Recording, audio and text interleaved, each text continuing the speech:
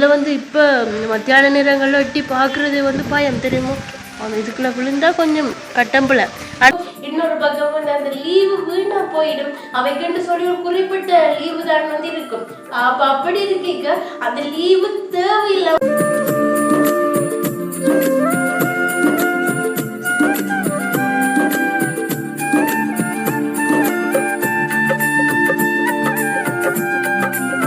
வணக்கம், நான் தாரகா.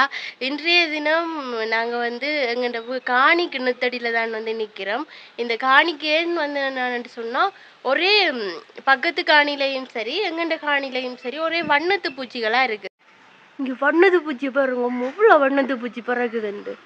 எங்கேயோ ஒரு இடத்துல மசுக்குட்டி சரியாக தான் கூடு கட்டிட்டேன். பார்த்தீங்களா கொட்டை இங்கே பறந்து கொண்டே தெரியுது வண்ணத்து பூச்சியா. வண்ணத்து பூச்சியை பார்க்க சின்ன வயசுண்டு ஆசைப்பட்டிருப்போம். ஆனால் இந்த வண்ணத்து பூச்சி என்னென்று வருதுன்னு சொல்லி தெரிஞ்சபடியாக தான் ஒரு பயமாக இருக்குது. மசுக்குட்டி தான் காரணம். பார்த்தீங்களா, உண்மைக்குமே வந்து இது சின்ன வயசுன்னு சொன்னால் வண்ணத்து பூச்சியை ரசிச்சுட்டு விட்டுருக்கலாம்.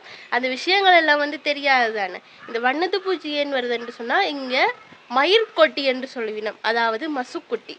எங்கண்ட பாசையில் நாங்கள் சொல்லணும் என்று சொன்னால் மசுக்குட்டி என்று சொல்லுவினோம். அதன் உண்மையான தமிழ் பெயர் வந்து மயிர்கொட்டி. இங்கே மயிர்கொட்டிகள் அதிகமாயிடுச்சு.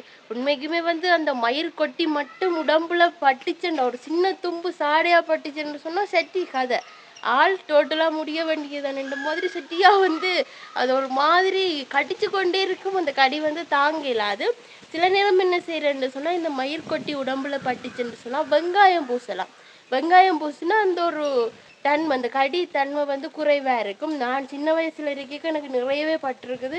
இப்போ அவதானமாக டிஷர்ட்லாம் வடியாக உதறிட்டு தான் போடுறபடியாக கொஞ்சம் குறைவு. சின்ன வயசில் தெரியாமல் இப்போ நாங்களாவே எடுத்து போடைக்க அம்மாக்களை எடுத்து தரைக்க வந்து ஓகேயா இருக்கும். நாங்களாக எடுத்து போடைக்க வந்து அது பட்டுரும். இன்னைக்கு வந்து அந்த அனுபவங்கள் எனக்கு நிறைய இருக்குது.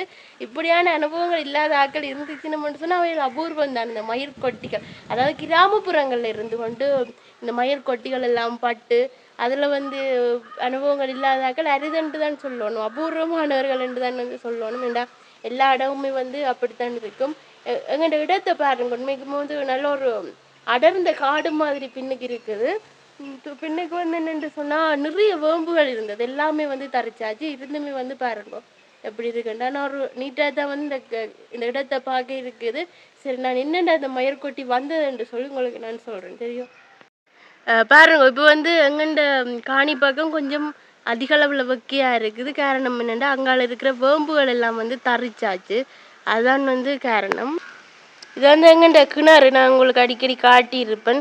இப்போ வந்து இந்த தண்ணி பாவிக்கலாம். உண்மைக்குமே வந்து இந்த தண்ணி அவ்வளோ ஒரு சுவையான தண்ணி. எங்களுக்கு வந்து வார தண்ணியை விட இந்த தண்ணி குடிக்க சரியான விருப்பம். நல்ல ஒரு சுவையான தண்ணி. இப்படியே வந்து சுத்த வரை நாங்கள் அந்த மூடி கட்டி விட்டுட்டோம்னு சொன்னால் இன்னுமே வந்து சூப்பராக இருக்கும். சூப்பரான ஒரு டேஸ்டான தண்ணி. அந்த பருப்பு எல்லாம் வந்து வேகமாக அவிஞ்சிடும். பருப்பு வந்து உப்பு போடாமல் தான் அவிக்கிறது. ஸோ அதெல்லாம் வந்து இந்த தண்ணியிலன்னு சொன்னால் ஒரு கொதியில் அவிஞ்சிடும். ஆனால் பேர் உங்கள் சரியான ஆழ்வும் இங்கே எவ்வளோ தூரம் போகுதுன்னு வரும். இங்கே பயங்கர ஆழ்வமான கிணறு. இதில் வந்து இப்போ மத்தியான நேரங்களில் எட்டி பார்க்குறது வந்து பயம் தெரியுமோ. அந்த இதுக்குள்ளே விழுந்தா கொஞ்சம் கட்டம்பில். ஆனால் இதுவே வந்து அச்சுவேலி பக்கங்கள் நினைக்கிறேன். அச்சுவேலி வளலை பக்கங்களில் வந்து கொஞ்சம் கிணறுன்ற தாழ்வம் வந்து குறைவாக இருக்கும். நாங்கள் ஹாஸ்டல்லையும் இருந்திருக்கிறோம் தானே. அது நேரம் அங்கே சொந்தக்காரரும் வந்து அங்கே இருக்கணும். அப்படி இருக்க அங்கே வந்து இந்த கிணறுன்ற தாழ்வம் குறைவு. அங்கே விழுந்தா வந்து கொஞ்சம் ஆபத்து குறைவான. எங்கண்ட பக்கம் பாருங்க அப்படியே போய்கொண்டே இருக்குது. இங்கே பாருங்க, பூவரச மரம், முருங்கை மரங்கள் இருந்தால் தான் கூடுதலாக இந்த மசுக்குட்டி மயிர்கொட்டிகள் உண்டு. அது வரவீனம். முந்தி வந்து எங்கண்ட விட்ட முருங்கை மரம் நின்றது. இப்போ அந்த முருங்கை மரம் உக்கி தரிச்சாச்சு. அது தண்டபாட்டில் உக்கிட்டுங்க மேலே வருங்க புள்ள வண்ணத்தை பூச்சி உண்டு. எங்கண்ட காணிக்கேண்டு மட்டுமண்டு இல்லை, எல்லா இடமுமே வந்து இப்போ இது ஒரு பெரிய ஒரு பிரச்சனையாக இருக்குது. இங்கே பறக்குதல்ல அந்த சின்ன சின்ன புள்ளியாங்களுக்கு தெரியுதல்லோ, அதுதான் வந்து வண்ணத்து பூச்சி. கிட்டவா வந்துச்சுன்னா நான் கிட்டவா காட்டுன்னு பாருங்க இவ்வளோ பறக்குது. ஏற்கனவே நாங்கள் எரிச்சு விட்டு நாங்கள் அப்படி இருந்தும் வந்து இன்னும் வந்துருக்குது. இன்றைக்கும் வந்து ஒரு எரிக்கணும் பார்த்தீங்க.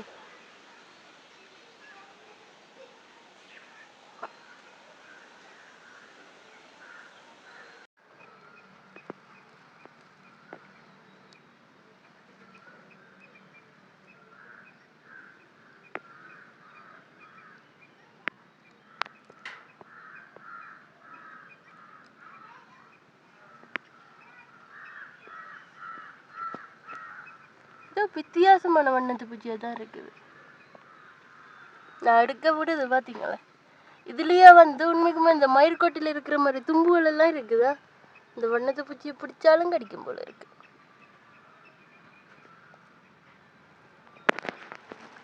வெள்ளை கலர் வண்ணத்து பூச்சி.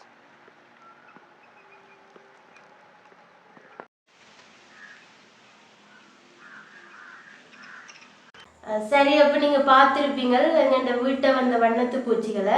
எங்கள்ட வீட்டு எண்டில் எங்கள்ட காணிக்க தான் வந்தது.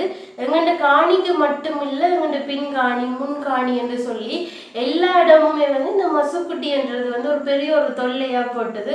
உண்மைக்குமே ஒவ்வொரு சீசனுக்குமே வந்து ஒவ்வொரு பூச்சிகள் இந்த மாதிரி ஒவ்வொரு விஷயங்கள் வந்து போட்டு தாக்கி கொண்டே இருக்கும். கூடுதலாக இந்த கிராமப்புறங்கள்ல இருக்கிறார்கள். எங்களை வந்து கூடுதலா நகரப்புறம் தான் சொல்றேன் பருத்தித்துறை என்றாலே. என்னடா பருத்தித்துறை என்று சொன்னா எல்லா வளமுமே கூட இருக்கும். இங்க வந்து பெரிய ஒரு வைத்தியசாலை இருக்குது, மருந்து கடை இருக்குது, பாடசாலைகள் நிறைய இருக்குது, பெரிய சந்தை இருக்குது. அதே நேரம் என்னென்ன வளங்கள் எல்லாம் தேவையோ அவ்வளவுமே வந்து பருத்துறையில இருக்குது. அது வந்து மிகப்பெரிய ஒரு சிறப்பு பருத்துறைக்கு. அதை விட மிகப்பெரிய சிறப்பு வந்து கடல் வளம் தான். உண்மைக்குமே வந்து பருத்துறை முனை என்று சொல்லியிருந்தேன். ஸோ அப்படியான சிறப்புகளை கொண்ட இந்த பருத்துறையில இருக்கக்கூடிய கிராமப்புற இடங்கள், நாங்களுமே வந்து ஒரு கிராமப்புற இடங்கள்ல தான் இருக்கிறோம். இப்படி இருக்க வந்து இங்க மரங்கள் செடிகள் கொடிகள் என்று சொல்லி எல்லாமே இருக்க இந்த மாதிரி விஷயங்களுமே வந்து நடக்கக்கூடும். அப்படித்தான் எங்களுக்கு வந்தது இந்த வண்ணத்து பூச்சிகள். வண்ணத்து பூச்சி இருக்குன்றாலே அதில் வந்து மசுக்குட்டி தொல்லை இருக்குன்னு சொல்லித்தான் வந்து அர்த்தம். பார்த்தா நிறைய மசுக்குட்டி இருந்தது. அப்போ அந்த மசுக்குட்டி எல்லாமே வந்து நான் வீடியோ எடுத்துட்டு போயிட்டு வந்து மதிய நேரம் வேற வேலைகளை செஞ்சுட்டு ஒரு குட்டி தூக்கம் ஒன்று போட்டுட்டு வர நம்ம வந்து எல்லாமே வந்து கொளுத்திட்டா. இதில் வந்து இப்போ ஒரு பிரச்சனையுமே வந்து இல்லாமல் இருக்குது. உங்கள்ட வீட்டிலையுமே வந்து இந்த மாதிரி மயிர்கொட்டி தொல்லைகள் இருந்துச்சு என்று சொன்னால் நீங்கள் என்ன செய்வீங்கன்னு சொல்லுவோம். இது வந்து உண்மைக்குமே பெரிய ஒரு விஷயம் தான்.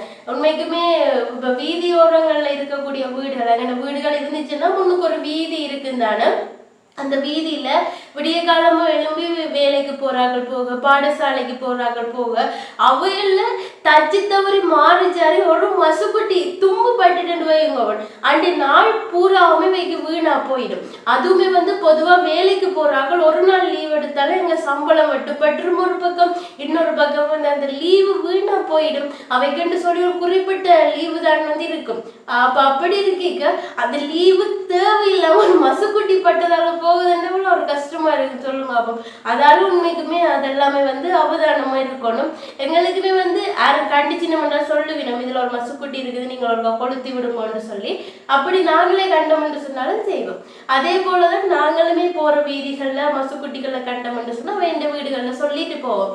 ஏன்னா அது வந்து பொதுவா சொல்லக்கூடிய ஒரு விஷயம் தான். இது வந்து ரோட்டுல தெருவில் போறார்கள் அயல்காரர்கள் அப்ப எங்களுக்கு சொல்லினோம், எங்களுக்கு சட்ட ரூல் போடினோம் அப்படின்னு சொல்லி எல்லாம் இந்த விஷயங்களை பொறுத்த வரைக்கும் நினைக்க தேவையில்லை. ஏன்னா இது வந்து நீங்க கட்டாயமா செய்ய வேண்டிய ஒரு விஷயம். உங்கள்ட வீட்டுல இருந்து உங்கள்கிட்ட காணிக்க இருந்து உங்கள்கிட்ட வேலி மரங்கள்ல இருக்கக்கூடிய ஒரு விடயங்கள்ல இருந்துதான் இந்த மாதிரியான பூச்சி புழுக்கள் வருதுன்னு சொன்னா அதுக்கு முழு பொறுப்பு வந்து நாங்கள்லாம் எடுத்துக்கொள்ளணும். நாங்கள் எடுத்துக்கொள்ளணும் என்றைக்கு அதை எப்படி அகற்றலாம் என்ற ஒரு முயற்சிகளை வந்து செய்யணும். அது வந்து கண்டிப்பா நாங்க செய்ய வேண்டிய ஒரு விஷயமா இருக்குது. இதை வந்து உண்மைக்குமே வந்து கட்டாயமா கடைப்பிடிக்கணும். சில பேருக்கு சட்டுன்னு கோபம் வந்துட்டு விவியலாரங்களுக்கு வந்து சொல்றேன்னு சொல்லி நாங்கள் இது வரைக்கும் அப்படி சந்திச்சது இல்லை. ஆனா மேபி வந்து சில பேருக்கு கோபம் வரலாம். அப்படி கோபம் வந்துச்சுன்னு சொன்னா தெரிஞ்சுக்கொள்ளுங்க, எங்கண்டு ஒரு அஜாக்கிரதத்தனத்தால அநியாயமா ஒரு லீவ் எடுக்க வேண்டிய சூழ்நிலை வரும். அநியாயமா அந்த ஒரு நாளே வந்து வீணா போயிடும். அந்த ஒரு நாள் வீணா போகுதுன்னு சொன்னா அது எவ்வளவோ ஒரு பெரிய ஒரு பொக்கிசமான ஒரு நாள் தான் வீணா போகுது. அதனால அதை வந்து ஒரு கவனமா எடுத்துக்கொள்ளணும். அப்ப நான் அப்படியே இந்த மசக்குட்டிகளை வண்ணத்து பூச்சிகளை காட்டி எங்க வீட்டுல கிணறும் காட்டியிருப்பேன். நான் அந்த கிணத்தையுமே வந்து காட்டி சும்மா ஒரு வீடியோவா இந்த வீடியோவை வந்து எடுத்திருக்கிறேன். இந்த வீடியோவில் நான் என்ன பெருசா எதுவுமே வந்து சொல்லல, நடக்கிற விஷயங்கள் ரெண்டுமா நடக்கிற விஷயங்களை வந்து ஒரு வீடியோவா எடுத்திருக்கிறேன். இந்த வீடியோ அப்படி இருந்துன்னு சொல்லி நீங்க மறக்காம கமெண்ட்ஸ் பாக்ஸ்ல வந்து தெரிவிங்க. நாங்கள் நாளைய தினம் மறுபடியும் இன்னும் ஒரு சுவாரஸ்யமான காணொலியோடு உங்களை சந்திக்கும் வரை உங்களிடமிருந்து விடைபெறும் நான் தாரகா. உறவுகளே, எங்களுடைய சேனலை சப்ஸ்கிரைப் பண்ணல என்று சொன்னா மறக்காம சப்ஸ்கிரைப் பண்ணி அதுல இருக்கிற பெல் ஐக்கானை கிளிக் பண்ணி ஆல் ஒரு ஆப்ஷன் இருக்கும் கொடுத்துக்கொள்ளுங்க.